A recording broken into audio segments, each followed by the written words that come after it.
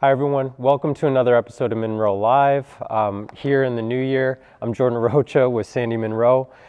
We had a lot happen in 2023, both in industry and at Munro, and we just kind of wanted to start off the new year talking about some major topics, things that we'd learned and seen in 2023, and moving into 2024, maybe talk about what we envision for the future, what we're seeing in the industry, and maybe make some predictions about what we might see from different OEMs and different industry attributes. So a few of the topics that we'll cover today are, looking at the intense competition among global automakers, right? EVs are massive right now. It's a major race to the finish line to see which OEM is going to be coming out on top, and 2024 I think is going to be telling in that regard for sure.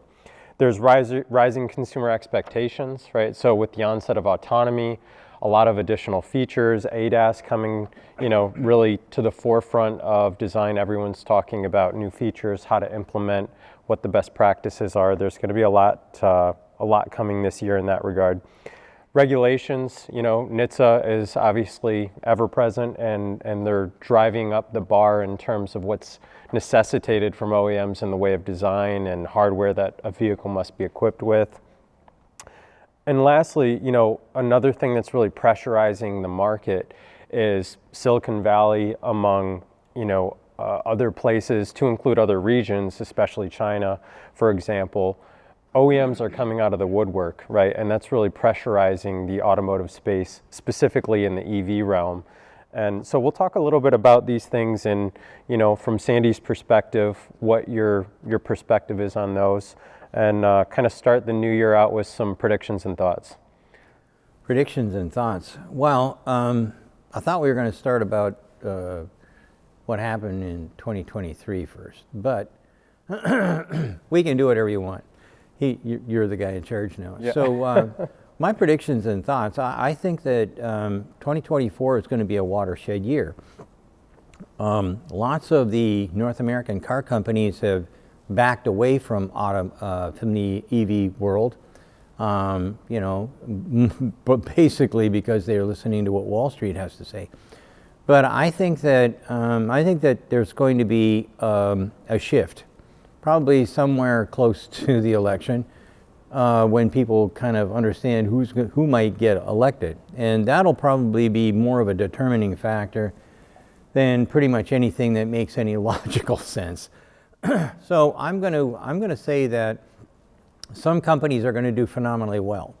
One of them already made a big announcement. Ford, Jim Farley put out a note just recently saying, the F-150 is still the number one truck, and it's also the number one vehicle as far as sales is concerned. And I know a lot of people were thinking that the Lightning was going to basically cannibalize some of that, and it obviously did not. I see, and they also, there's a myriad of things that they've turned out to have the number one vehicle on. And I think that's because of good judgment on Jim Farley's part. He and his team just seem to have their finger on the pulse, and they know what the automakers are going to want to buy and whatnot. I'm not 100% sure I like the idea that the dealerships are telling Ford, I don't want to have an EV on my floor. I don't want to have and I know why, because EVs have no maintenance, and that means their profitability is going to drop like a rock. There's no point to have a dealership if they can't do oil changes or fix your blown head gasket or something like that. These are things where they make the real money. They don't make any money on really selling new cars. Used cars, yes, not new cars. So at the end of the day, I think that we're going to see a lot of upside for at least Ford, and I'm also predicting that we're going to see some serious problems with places like Volkswagen and Germany in general. Yeah, it's interesting, Sandy. You know, you talk about the Lightning and its success and how Ford's handling that, you know, and how tuned into they are to the market, the customer base, and how they've deployed their vehicle. You know, recently you spent some time down in Texas at the Tesla event, right? You got some firsthand experience behind the wheel of the Cybertruck. Yep. You know, speaking of being tuned in and competition coming in the year, you know, maybe as it relates to the Lightning, like what were your thoughts getting behind the yoke, I should say, of the Cybertruck, and sitting down with those 5 folks from Tesla, you know, the 5 executives? Like, what are your kind of 2 or 3 takeaways, both from the drive and the experience in the Cybertruck, and then also with the conversation with the Tesla folks? Well, I think that when you drive that vehicle, it is a new driving experience because of the electric steering, and because they can, you know, a very little bit of steering is all I need when I'm going fast, and so the way they've got it calibrated, the steering system in a parking lot gives you the ability to basically spin the thing on a dime. I mean, that's figuratively. I'm telling you, it'll spin like as if you were driving a Prius or something. Right. It turns really easily because even though I'm only going, I think it's like 320 or whatever, lock to lock, even though you're going a really small amount, the car compensates because it's got electric steering, or sorry, steer by wire. You turn remarkably quick. Right. And that comes from 2 things. You've got the electric steering, drive-by-wire in the front. You also have drive-by-wire in the back because it's got 4-wheel steering. Right. So it turns really quick, and it's fabulous to drive a big vehicle like that, like any other pickup truck. It's big, and it just makes everything wonderful. So it sounds like Tesla, I mean, kudos to them. It sounds like not only do they have the right hardware in the vehicle, but they took it a step further and they calibrated really well, right? They spent a lot of time and they really dialed in that tactile feedback in the customer experience. So as you move up in speed, the characteristics of steering changes. Now, when you first get in it, it takes a bit because I'm expecting that I'm going to need, you know, a huge sweep to get into a parking spot. And then you find out, whoa, I'm staring right at this guy's rear bumper. So you have to take a few things into account when you first get in the vehicle. But it does not take long to acclimatize yourself, your body, and your eye-hand coordination. All that stuff comes really, really quite quickly. And this is where the yoke really shines. A lot of people used to complain about the Model S Plaid, especially. You know, oh man, this doesn't really work. I think the next thing that Tesla should do is put, if they can, put the drive-by-wire into the Model 3. Sure. Yeah, I mean, as we talk about competition, and we'll get into cost a little bit further down the list here, but you know, it's one of the things that's when we're looking at ways to take out costs, steer-by-wire is definitely one of those. And weight. And weight, absolutely. Yeah. And actually, there's a whole bunch of features and functions that you get by steer-by-wire, with steer-by-wire, that people don't take into account when they're making a determination. So when you start fooling, as you know, when you start fooling around developing a new product, there's always somebody that's going to say, well, how much is that going to cost? How much is that going to cost? But they don't usually look at the cause and effect that some of these things happen. Like, so you've got steer-by-wire, which means that basically I'm going to take the whole steering gear and all the other muck that goes along with that, a big long shish kebab pole that comes from the front of your car, right pointing at your heart. So I'm a big fan of, have been a big fan of getting rid of mechanical steering for a long time, and because we work on aircraft. The F-18 doesn't have anything like that. The F-35 doesn't have it. None of the big commercial airplanes, they all steer by wire. Why is it we can do it on a huge plane, but we can't do it on a small car? And mostly it's because people were afraid of the cost, but they didn't take into account everything that goes along with it.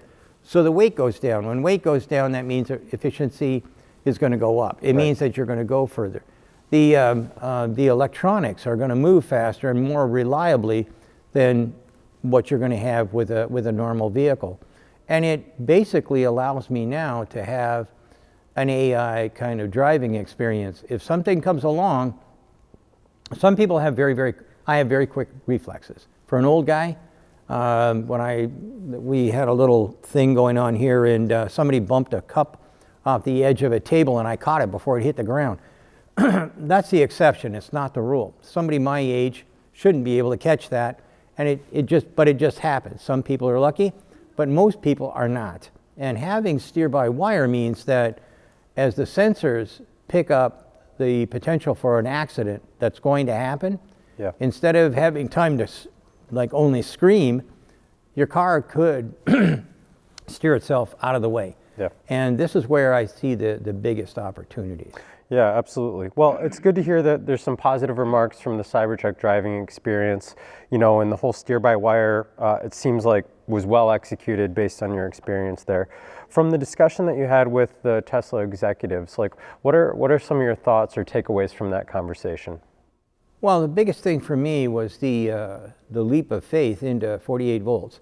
Every engineer has known that 48 volts should be the way we do things probably forever. I mean, when I was at Ford, what's that, 40 years ago, 45 years ago, we were talking, why don't we go to 48? We wanted 42 volts.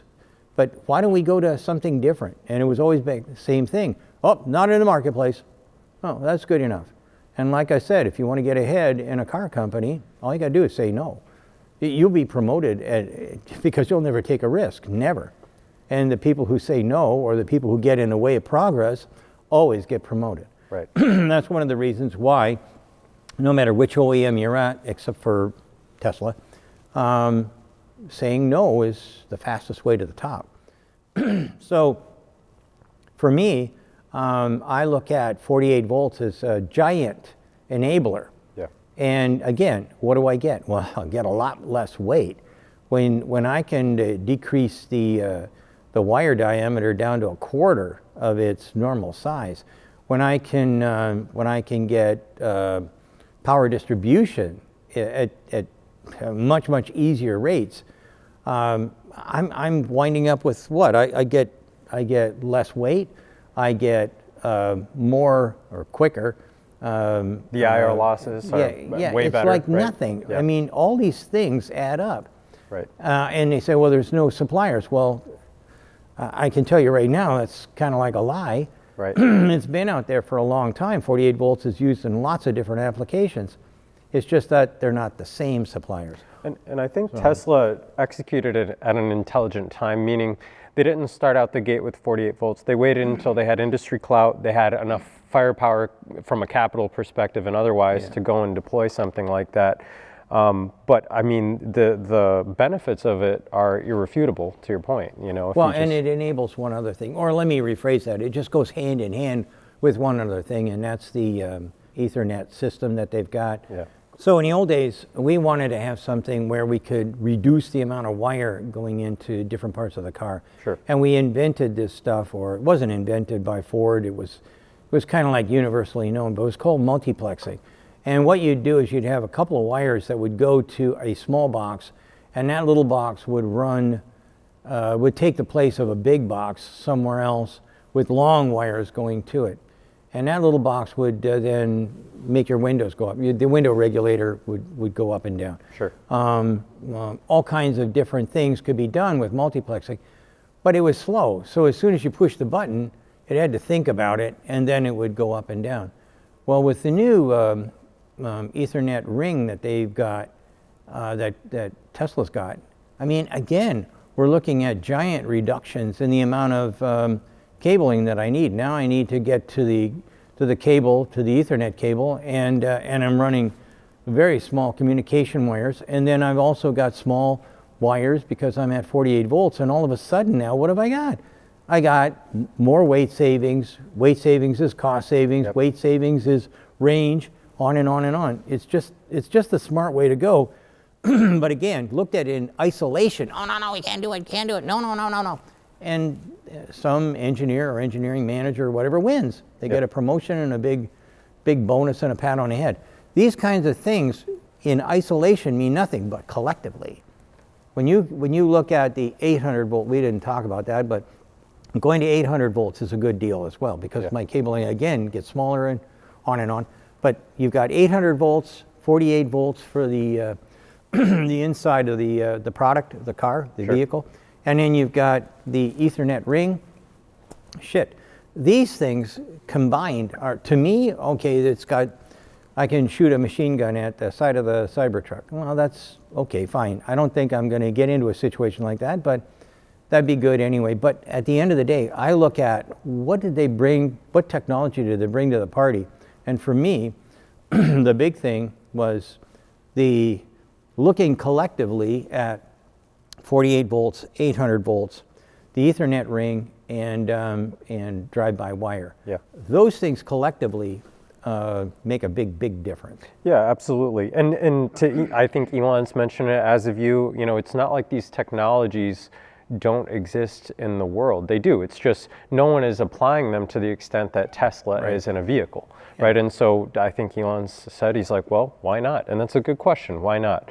And I think to your point, Sandy, there's a lot of folks in the industry, and it's, well, we've always done it that way. Yeah. And you're not going to get heads and shoulders above of anyone, trying to go that route. So that's But you know good. what's funny about this is when you look at an ad, for a car or whatever, they like to focus on things that really have been around for a long time, and you're basically polishing a turd.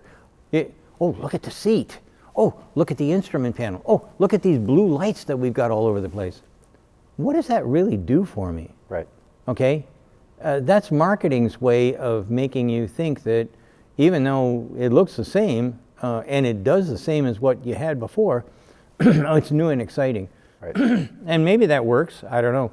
It certainly doesn't work for me. I want to know what's going on underneath the vehicle. I want to know what's underneath the skin anyway, to tell me whether or not I'm going in the right direction. And that's where, like I say, I was very impressed with the driving, the technology, and the openness of the folks at Tesla. I mean, I don't know if we ever mentioned it, but nobody reviewed any of those. No one from Tesla reviewed any of the videos we made. None. Right. None. I mean, and everything's one take. We don't have like, oh, let's do that again. None of that stuff. So what you saw was in real time and right now. It's pretty raw. It's pretty it's on the spot, no doubt about it. So still on the topic of the Cybertruck, and as it relates to the industry as a whole, Sandy. So let's say the Cybertruck is a smashing success. I suspect it will be, right? It already is in many respects. Yeah. How do you think that other automakers are going to respond? Like, what is a reaction that you could foresee in this calendar year and beyond? Anybody that's got a car in the design phase, so either in bubble up or phase one, if they're not moving to 48 volts, there should be an execution, or at least a shaking hand and good luck at your next job.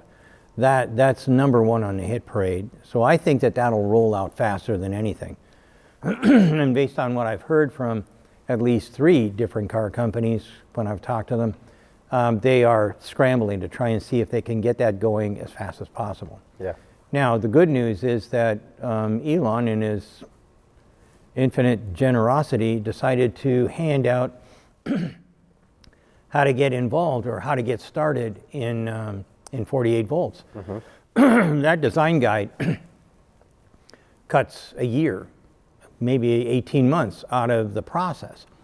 Here's how you do it. Here's who's doing it now. Here's the suppliers we're using. All this stuff's available for free. Anybody that doesn't take advantage of it is a fool, right? There's no reason in the world why you wouldn't want to do this. And anything that doesn't have 48 volts in 4 years will be an antique. It'll be difficult to try and find replacement parts. Yeah, I think it's certainly disruptive, and it's kind of unbelievable, sitting here knowing all the stuff that Tesla puts out to the public, what they do, right? Most of our customers, as you well know, right, they play that stuff quite close to the vest, and Tesla is sitting here saying, hey, here it is, here's what we know about it. Now, they're not going to go and engineer it for you, but I mean, they're giving you quite a bit relative to most other OEMs out there. I think then in tandem with releasing something like a Cybertruck, 48 volt Ethernet, exoskeleton, gigacastings, the whole nine, it's like, yeah, I could absolutely see some OEMs, especially like to your point in the design phase, saying, well, holy crap, we got to go figure some stuff out quickly. Well, and you mentioned gigacastings. The gigacasting, the first one we saw was that one over there, and that was in 2021, and now everybody's ordering machines. I mean, and it's not just in North America, it's also in China. The Chinese are in the process of scrapping whole underbodies completely and replacing them with castings. Scrapping stamping lines. I mean, this is a big deal to move quickly into what they see as the future. Well, and that's a great segue into the next point here. Tesla fans and pundits, if you want to call them that, have said competition is coming for a long time, and recently we see China's BYD surpassing Tesla in electric car sales in the last quarter of 2023. Yeah, in the last quarter. But if we look at this little chart, we can see here that for the whole year, Tesla sold more than BYD did. Right. However, BYD did beat Tesla in the last quarter of last year. Now, what does that mean? Well, in my interview with Elon Musk, I said my prediction is that BYD will be the biggest car company on the planet. That isn't just in EVs. I mean, it will take the place of Toyota and Volkswagen and General Motors. They will not have a chance against BYD. No way, no way. So you look at that, but when you say just the last quarter, it's also important that you keep track of what happened for the whole year. This is the same thing as when all the financial analysts said, oh, the third quarter, the EV sales have gone down, oh, this is it. And, sell your stock or sell short and all this other. When you get into these kinds of things, you have to take a much longer view of what's going on than just that. Right. And if we look at last year, we're looking at how many EVs were sold percentage-wise, and you look at this year, and if you read the Wall Street Journal or Bloomberg or what have you, it comes along giving you the impression that EVs are all done. It was a fad. It's gone now. Let's get back to gas guzzling whatevers. At the end of the day, it's not really that way. Actually, what you do is you look from year to year instead of day to day, and you'll find out that, hey, EVs went up quite a bit this year. Sure. Next year, I believe it's going to be even more. And I believe about halfway through the year, you're going to see people saying, well, we shut that plant down, or we cut the production at that plant, but I think we're going to be pumping that back up a smidge. And that's what I'm going to see. And the reason for that is because day by day, more people are figuring out that, hey, EVs don't cost as much to charge up as it costs to fill up. Hey, there's no maintenance. I don't need oil changes. I don't need a radiator flush. I don't need on and on and on. Sure. Hey, my tires last longer. Hey, I don't use my brakes that much because I'm using regen, which makes me go farther, and it also slows the car down, but it doesn't tear the wheels up, and it doesn't affect the brake pads. So at the end of the day, you start getting this information out, and there's no such thing as range anxiety. And of course, when again back to Ford leading kind of the big companies in the right direction, saying we're going to use a Tesla charging system, and the reason for that is because they work all the time, and right. I don't have to fool with that, and that's not my core competency anyway. So now with people having access, at least with Ford, and well, actually almost all of them now, except for Volkswagen and a few others. Everybody has access or will have access to the NACS. Tesla, the North American charging system, that gives the world a whole different perspective on range anxiety, which I never bought into anyways. I mean, I went crisscrossed 8,500 miles and did it in 11 days, and I never had any range anxiety. I don't know what I don't know where that ever came from. Sure. But it was obviously some marketeer, not a real person. So as we wrapped up the last quarter, BYD started to get the edge on Tesla in terms of sales. Going into 2024, presumably BYD is one of the OEMs that we'll be keeping an eye on. Is there anyone else in industry, any other OEMs that you would see as posing a significant challenge versus Tesla, for example? Well, what we need to do occasionally is look at somebody else's data, and this, by far, is one of my favorite charts out there. I've shown this about a dozen times, and this is from Car Industry Analysis. These guys did a great job, and you can see here that Geely's got 25 different EVs in the marketplace right now, all over Europe, all over China, all over South America, all over everywhere, right? Coming in second is Stellantis. Now, we don't see much going on here in North America, but then I've kind of predicted that Stellantis is probably going to abandon ship on North America. Their headquarters is for sale right now. They want to get out of that. I haven't heard anything about a new 300 or what are they going to do with the Ram and the Charger, or sorry, not the Ram, but the Challenger and the Charger. I haven't seen a Ram truck that's going to compete with a Lightning, and I can't even hardly imagine it competing with the Cybertruck. So what's happening? So we were talking about predictions. I believe that Stellantis is probably going to move Jeep and Ram somewhere else, probably China. And I believe that they'll just kind of like diminish their involvement here in North America. Yeah, it's interesting, right? Depending on which vehicle line you look at Stellantis, right? They announced the Ram Charger, so they use a 3.6 liter as a range extender. And that, I know for sure, has created a lot of industry buzz because of the range that it offers, right? That range anxiety thing that you had mentioned, it truly does get rid of that.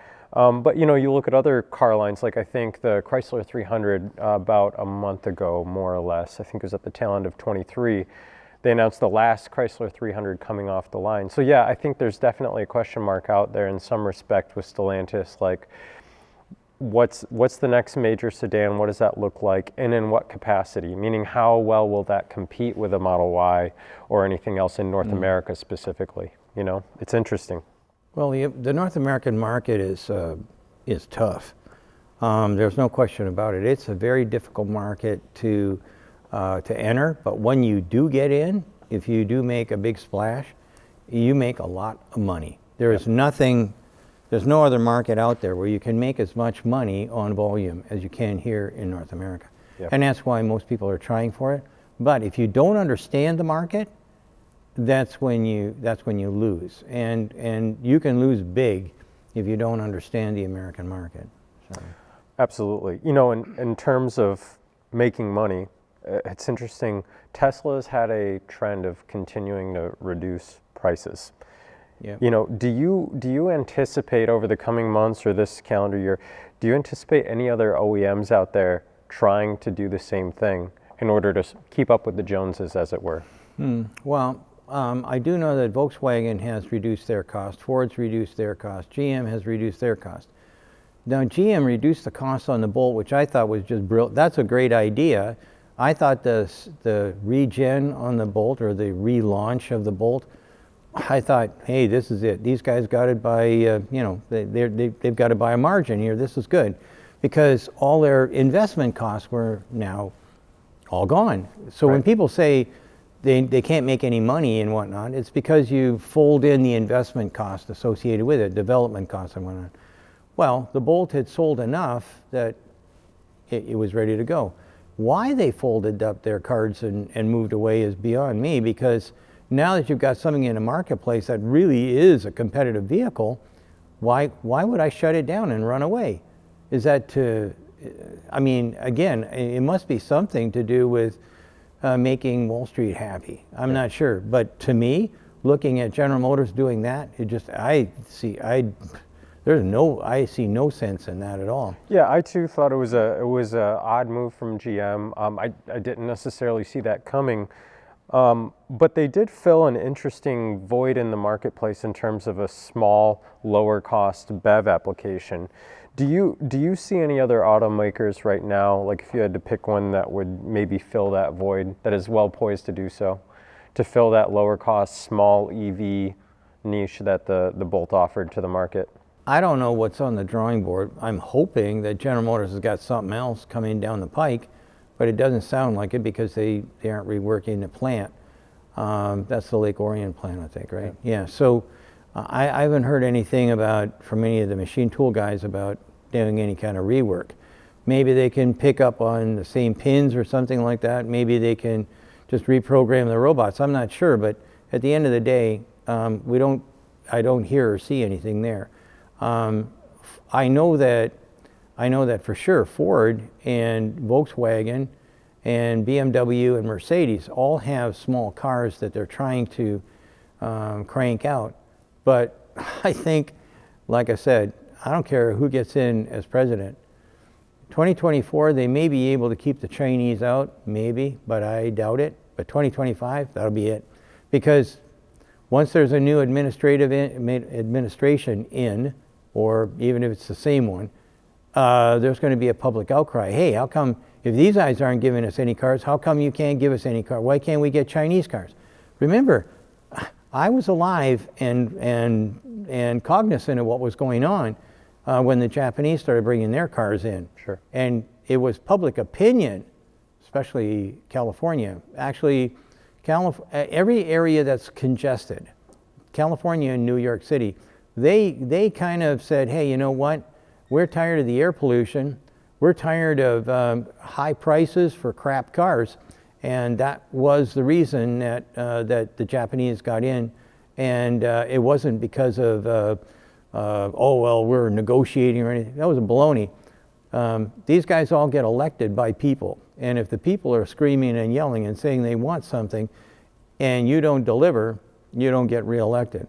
Right. So I believe that the Chinese will get in because their products are, well, certainly superior to what we've seen here from the guys at Volkswagen. I mean, they're just really good vehicles, really good. So I believe that the Chinese will come in, and that's where the void will be filled. Yeah, interesting. It's there's a whole slew of OEMs out there that are not, I'll say, maybe they're industry household names, I'll call them that right now.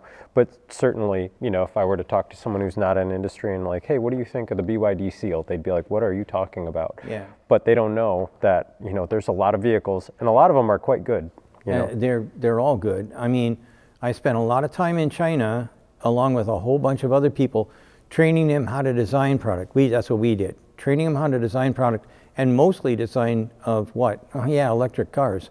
Then we had all kinds of Europeans, Americans, Japanese that were over there showing them how to build a perfect car. Right. Every time. And the Chinese are very, very good at learning. They don't make junk. Pretty much everybody on the planet is using one of their appliances in their house. No question about it. I mean, you think, oh, I'm buying a GE. No, you're not. You're buying higher. Oh, I'm buying Samsung. Well, no, you're not. That's made in China as well. Well, I'm buying. It doesn't matter what you think you got.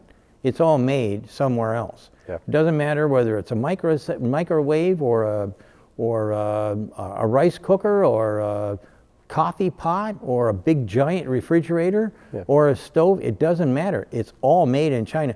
And they make good stuff. They don't make junk anymore. Never. There's no doubt about it. Yeah, that connotation lasted for longer than maybe it should have. Yeah. You know, going back to, you had mentioned closer to the intro, this dynamic kind of attention right now in the news and everywhere else. I know Detroit Free Press has talked about Ford, for example, saying, you know, only half of their dealerships, I think it's just over 1,500 or something, are going to sell ICE and hybrid only, right? They're not going to sell EVs. Yeah. What's your reaction to that, and what do you think that sort of indicates in the market today? Maybe it's more indicative of dealerships and how they operate. I'm not sure. Well, there's an adage about the tail that wags the dog, and I think that that's what's happening right now. The union is a tail that's wagging the dog. The dealerships are the tail that's wagging the dog. And when you follow the rules, or sorry, not the rules, but if you follow the dictates of the servants, the master is going to fail. Simple as that. That's the way it works. When the worm turns, your ability to figure out what's going to be the right way to go is going to be hampered. And the reason for that is because the people, let's use the unions, they're looking at, hey, I want more money. Okay, so what impact is that going to have? We won't sell as many cars. Well, we want more money. Well, as we can't sell cars because they're too expensive, then that means that we won't need as many workers. Yeah, but we want more money. So they've got one voice that has one view of the world, one view of the automotive world. And in reality, when you get to the top of the house, people complain that guy made $1 million. What did he do? What impact did he have? Yeah, but our guys are putting nuts and bolts on. Yep, and that's an honorable kind of job. No question about it. But does it create more wealth for the company so that we can make more cars so that there's more guys putting nuts and bolts on the car?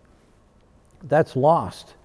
When you look at the dealerships, hey, that's going to affect my profitability if I can't maintain vehicles. I don't want those guys doing that. I want, well, that's their viewpoint. And when you have a single source of viewpoint, when you have one viewpoint, and you don't see the rest of what goes on, sooner or later, it's going to hurt the dog, and the dog will die. So that's kind of like the way I see it. When the tail wags the dog, the end isn't too far away. No, and it's something that we're seeing pop up, right? Like, dealers having a certain disposition towards EVs.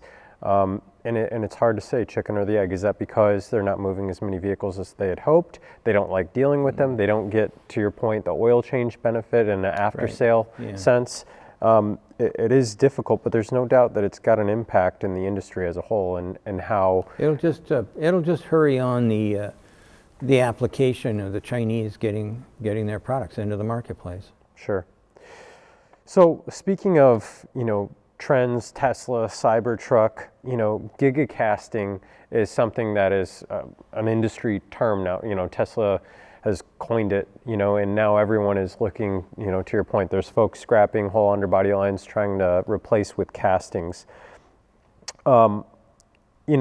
China, certainly an area that we're seeing that. Are there any other automakers, like maybe such as Toyota or others, that you would envision really trying to aggressively pursue this and deploy this in their vehicles moving forward? Yeah, well, right now we know that because one of their giga casting machines was at the show that I just spoke at, the casting show I spoke at, and there's a Ford machine, and there's a Hyundai machine, and a Honda machine, and I mean they're right there. You can't miss them. They're huge. So we know about that. We know that General Motors has already got castings in a couple of their vehicles. They're more like the this type of casting here, not die castings, but they're the using. Celestique was coming out, and there's some images. Absolutely, yeah. Yeah, so we know about that. We don't know, and we know that some of the German companies are moving in that direction. All of the Korean companies, most of the Chinese companies, and I'm pretty sure that Honda and Toyota are going to be coming out with their versions in the not too distant future, based on rumor and innuendo.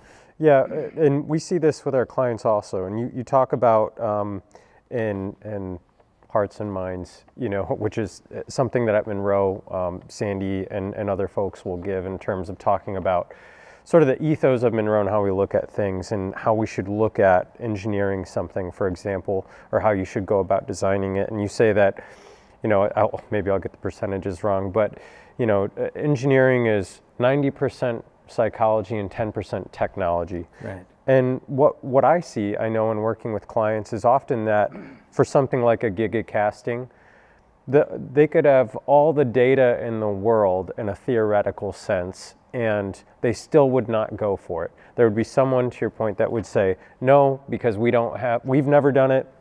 There's no one out in the competition that's doing it successfully in production that we can confirm and look at, so we're not going to do it.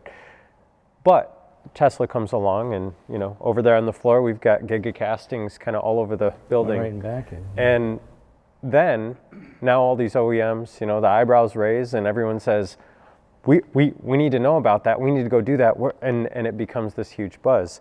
Do you think that psychology is really all, it's interesting to me. It took just one person or one OEM to go out and do this, and all these other OEMs start getting on board quickly. Do you attribute that to the psychology, technology, or do you think that the technology just happened to spring up? No, it's the same thing. It's the psychology. 90% of the people will say no faster than anything. They don't want to get involved with anything that's different because it'll affect my bonus, it'll affect my, it could ruin, it's the car career. If it's good for the car and good for my career, it's an easy path. If it's good for the car, bad for my career, it ain't gonna get in. If it's good for my career, bad for the car, it'll probably get in. And that's kind of the way things are. It's just, it is what it is. And those options, if you like, are the things that people consider continuously if they want to get ahead inside of an organization. Yeah. Okay, but Tesla doesn't think that way. Right. Tesla thinks, hey, if we come up with something new, Elon is going to say, hey, you did a good job. And that, and the other thing coupled with that is that the mentality over there is, if you don't fail, you haven't been doing anything. Right. Right? And so you've got a different psychology. That cultures are very, very difficult to change inside of organizations or countries or companies or even amongst people. Cultures are hard to change. But when they do change, if you can make them change, there's always huge improvements, And that's kind of like what's going on with the psychology. You have to change the mind. We say, if you change the mind, the ass will follow. Something along those lines. So, but it's true. Yeah. Once we've shown this, and once people see it, and once they see the documentation and the numbers, because this is now real, it's not a guess. Right.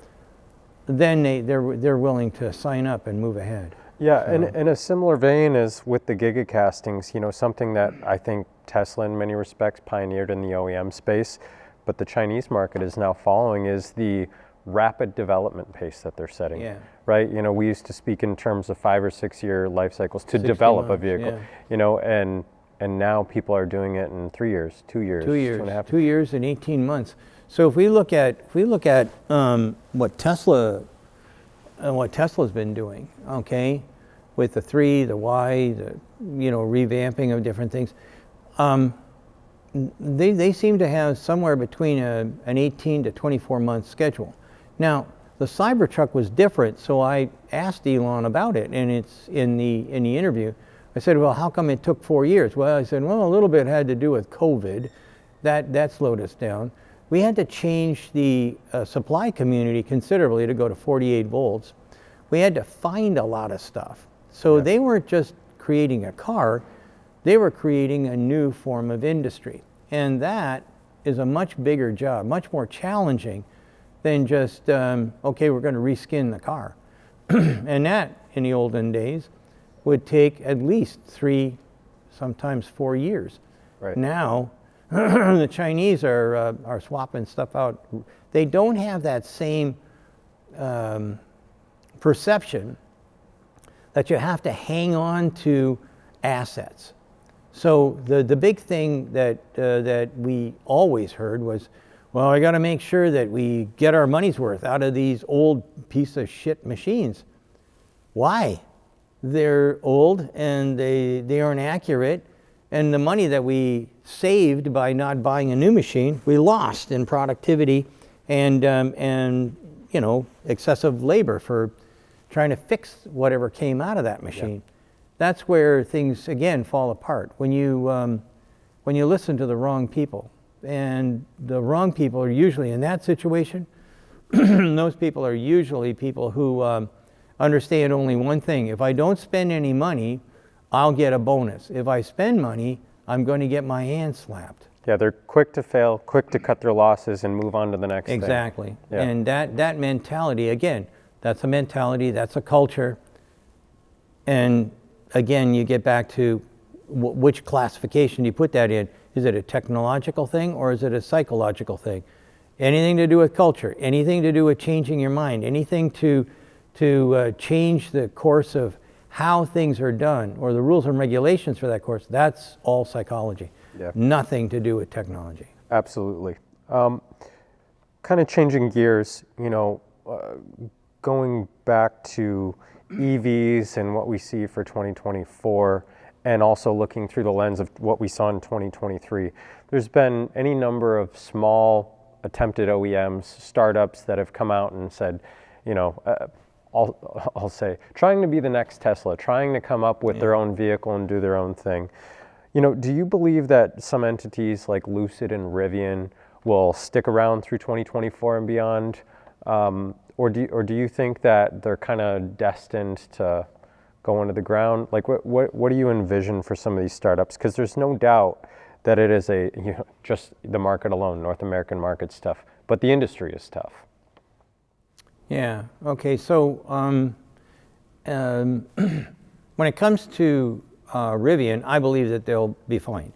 They have enough diversity in their product that as long as they can get rid of a tremendous amount of weight and redesign the products a little bit more so that they're easier to put together, and maybe what they might have to do is negotiate or maybe take in some of the componentry that they currently outsource to suppliers.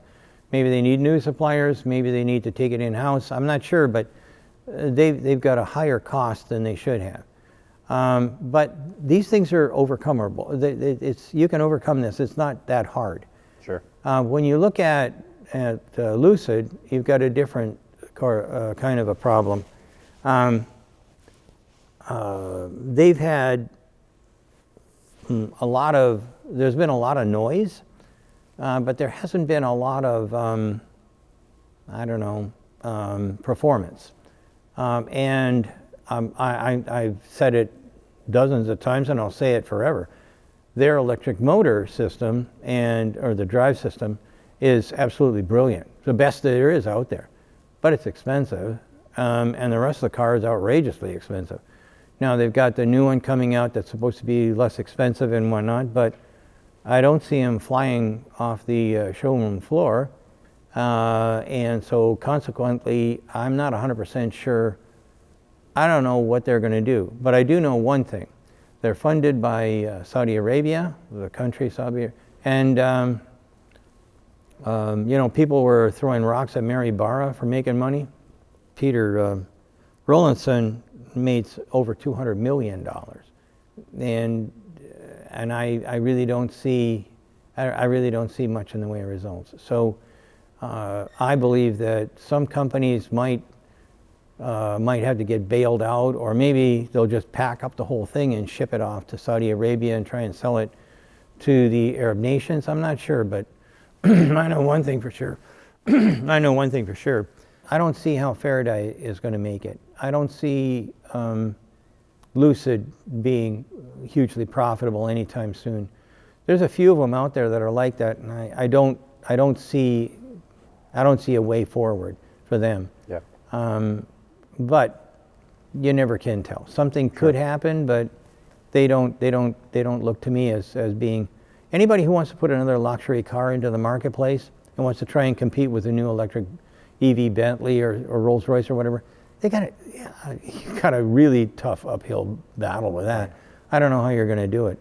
But if you look at, actually one thing we should look at is the new technologies that are out there, and one of them being, hey, guess what? We got sodium batteries now, don't need any lithium. Right. Oh, if we need lithium, we got new processes like Energy X. We got a new process there to take lithium out of salt water or brine. It's different than salt water. Yep. And they take it out of brine, and guess who's doing it as well?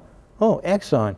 So we're looking at lots of different new things that are coming up that could change the whole complexity, or everything basically associated with the most expensive part of any of the electric vehicles, and that's the battery. Yep. If the battery price goes down significantly because of we're going to use sodium, or lithium now is cheap, or any number of different things that could happen.